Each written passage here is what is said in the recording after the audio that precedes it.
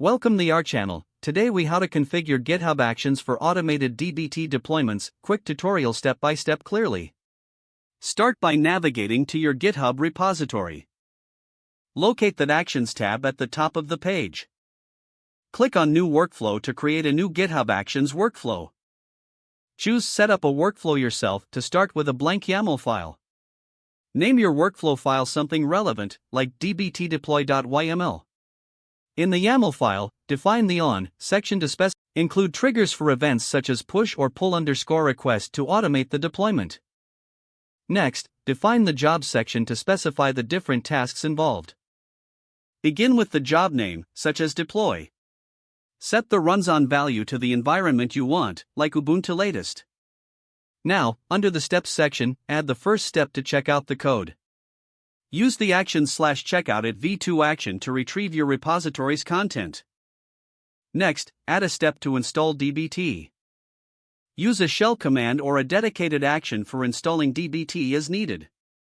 After installation, configure your dbt profile securely. Store database connection details in GitHub secrets for security.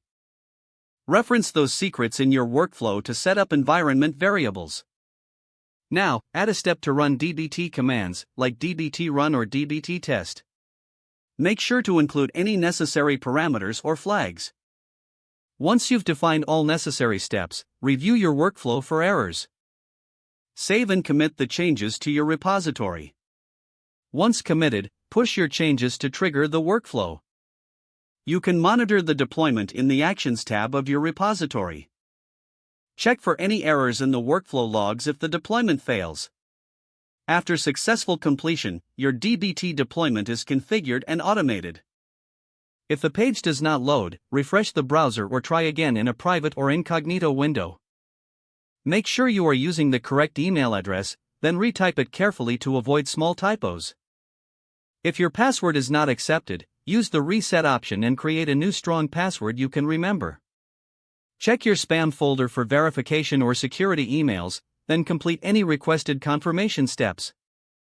Enable two-factor authentication if available to improve account security and reduce unauthorized access risk.